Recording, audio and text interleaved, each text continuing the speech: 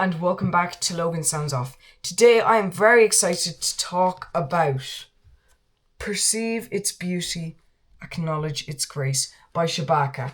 This was given to me by Gary Kyo at Roller Coaster Records. Thank you so much, Gary. Check out Roller Coaster Records in Kilkenny, the happiest little record shop in the world.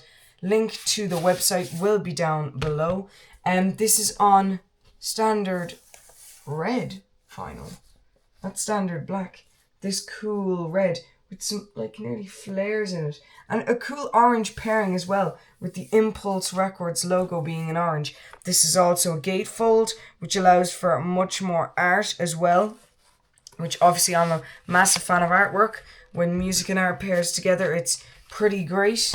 It's why I love to usually get the vinyl experience, but I think this is actually a 180 gram records. The only problem that I have with those is actually trying to fit it into the record.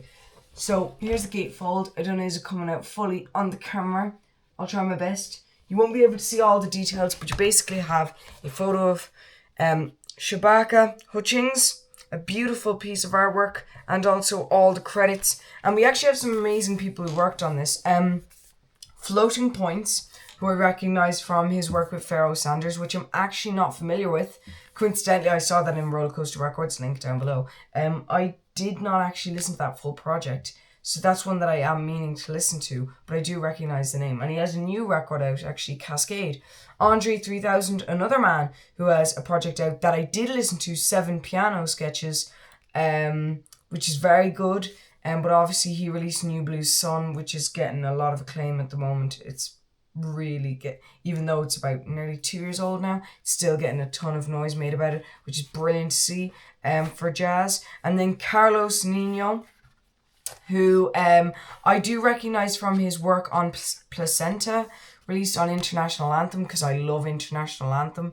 That record label, definitely, guys, check it out. Buy some t-shirts, buy some tote bags, everything there, guys. It's such a cool record label. Everything looks great over there, the way they present their records. And I think actually they're doing IA11 releases, so definitely check those out. And actually there was a Carlos Nino record release recently that is very rare and is on Discogs. Actually, I have it on my wish list because I really want to get it, but it's very expensive, so I might not get it anytime soon. But I'm still a fan of a lot of the people who worked on this record. But we need to focus on the album. But before we do get into the track list, I do want to ask you, and I hate to be that guy, but I kind of have to be. You guys make a massive difference towards the channel. I just hit 5,000 subscribers at this particular time, and it means a massive deal to me to hit that much. Your support, your subscriptions, your likes, your shares, your comments, they allow me to get bigger interviews and get to do more of these conversations that I really, really love, and I know you guys love as well. So if you're not subscribed and if you want to help us get to the 6k mark, we're 1,000 off, actually less now, we hit over 5,000, but if you want to help us get to 6,000, the Logan Sounds Off community get to 6,000, you know where to click. That's it. All done. Now it's time to get into the music, which I know you're very excited about. And I will advise, though, if you haven't listened to the album before, definitely listen to it. It will be available on a link down below that I have linked for Shabaka's website. Now, Perceive Its Beauty, Acknowledge Its Grace, released by Verve label group in 2024. First track, End of Innocence. This is a very thoughtful song. It's a thoughtful album, but this is a very thoughtful song. It's quite a provocative track. Opening up an album, I do like to be slowly kind of dropped into the kind of idea behind the record, and this is very much a great introduction. The one thing that I will say about this album is that it's very soft and easy to listen to. It's the polar opposite of Abrasion. And especially for me, who's been getting into a lot of abrasive music recently. Like, I recently got into Sun, and they are really... They've got some loud sounds. Same with Swans. Their new album, Birthing, came out. It's cool to hear something so soft. And with that being said, though, I don't mean soft as in it limits the sound that we hear in this track.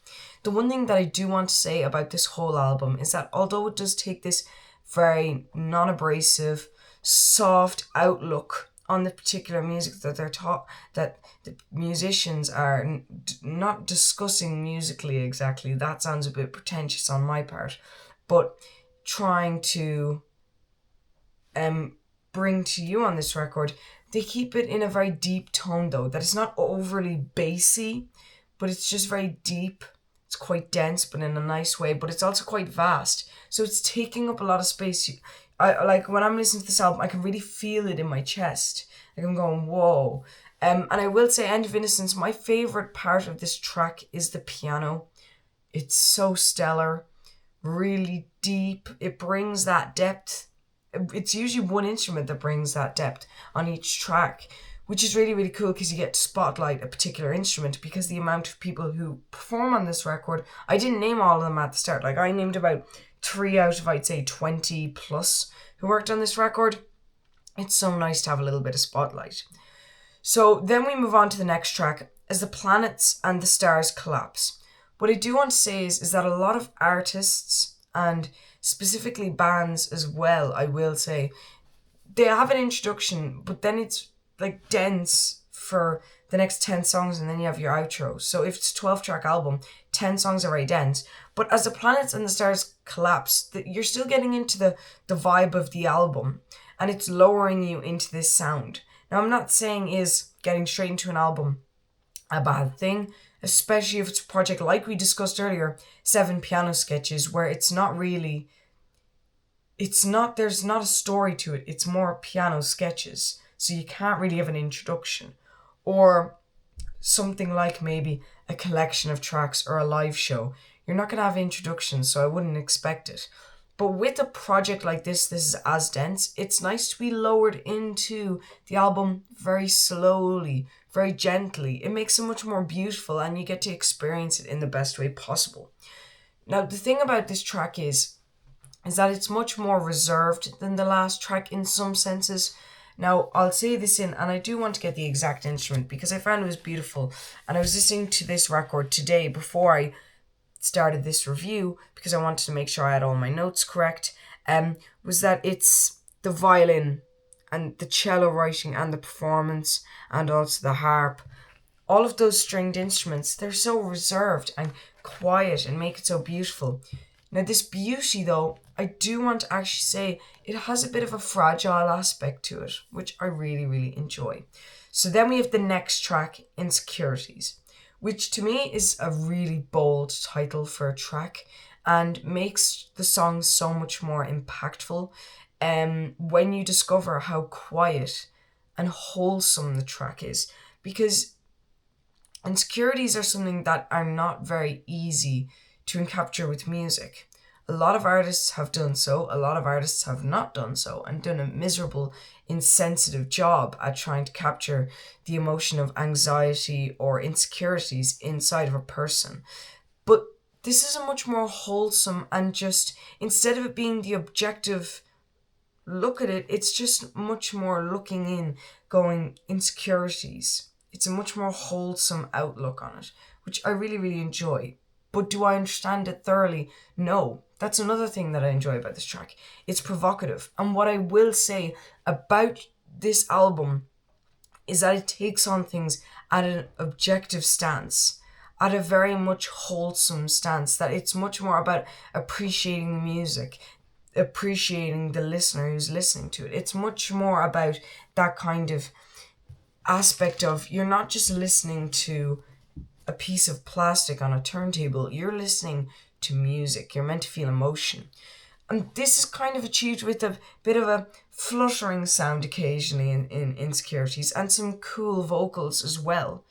So Insecurities is a fantastic track, an example of how wholesome and objective Shabaka is throughout this record, looking on pretty dense topics. But that's what I love about it. Do I understand it? Do I want to explain it further?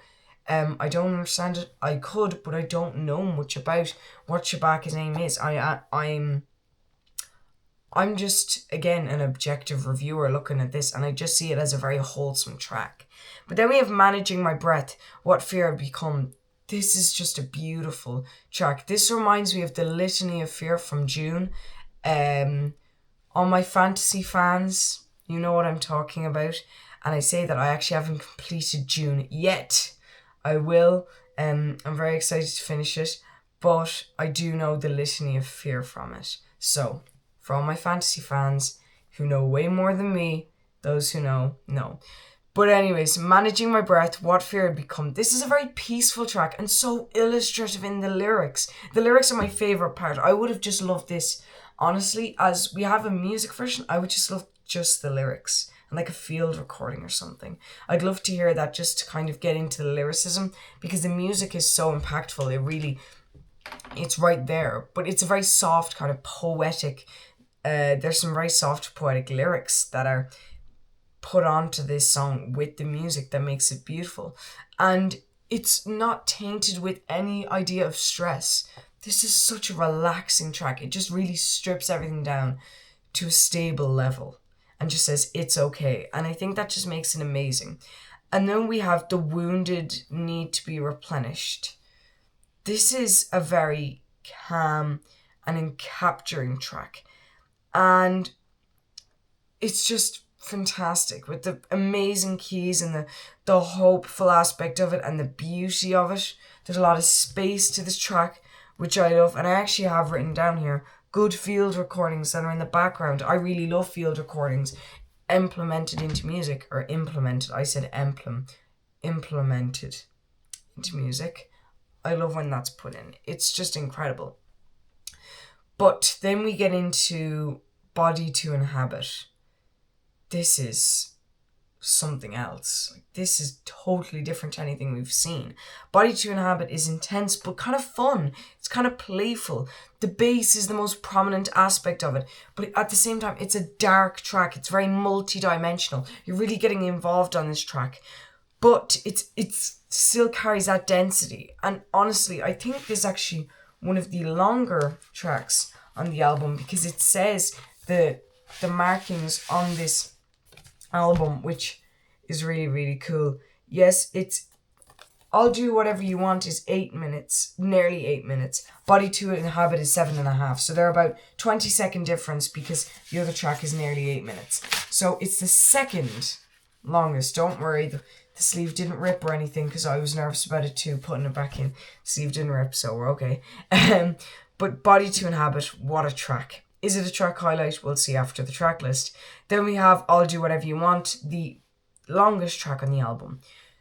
This is a great intro. It nearly feels like a couple of tracks, like 2 to 3 tracks, but it has these ominous swells that make it much darker. And it's very mystical and it's very experimental. This is where I feel like we get some more room to understand this album, to perceive its beauty, acknowledge its grace. Now, I do actually have something about the title that I just remembered that I do want to speak to you about because I'm curious as a listener when you comment what your opinion is on my theory. I'm probably saying something blatantly obvious, so don't get excited. But it's a very deep track. Then we have Living.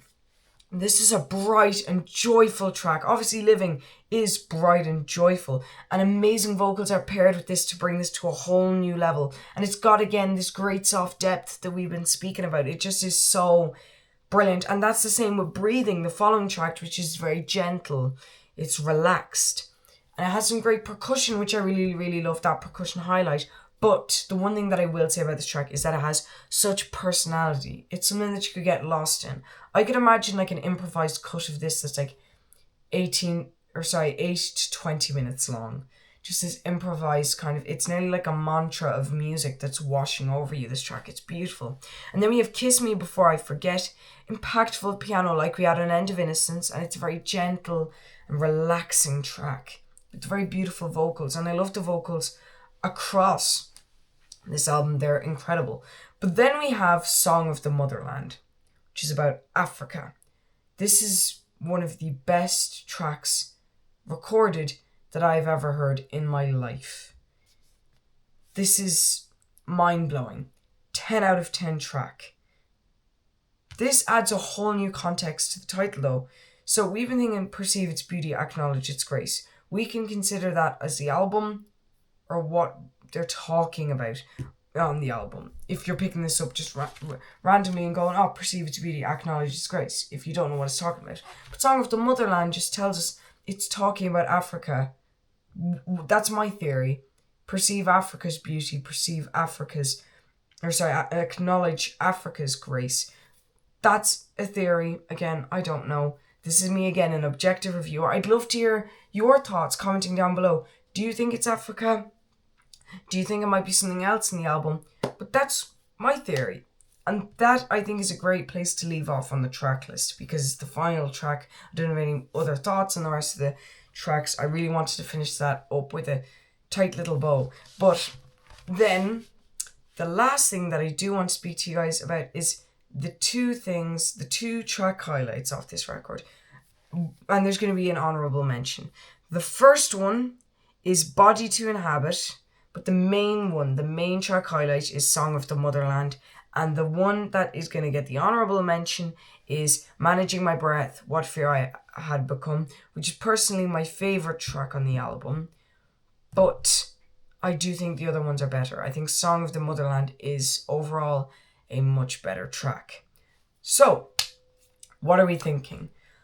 I'm thinking a strong 4.5 to 5 stars on this. I'm not really sure, but I do want to go towards maybe 5 stars end, because I did say Song of the Motherland, best tracks I've ever heard, 10 out of 10. It'd be kind of mean to go, yo, but I think it's a 3. No, it's not a 3. It's like a 4.5, 5 star album. It's amazing. So, check it out. Buy it off Rollercoaster Records, or buy it off Shabaka's website. Maybe if you're Irish, shop local, shop an Irish businesses to keep Ireland in business. So that's what I will say about that. Links down below, guys, to follow me. And thanks so much for watching this album review. I hope you enjoyed it. Thanks, guys. Bye-bye.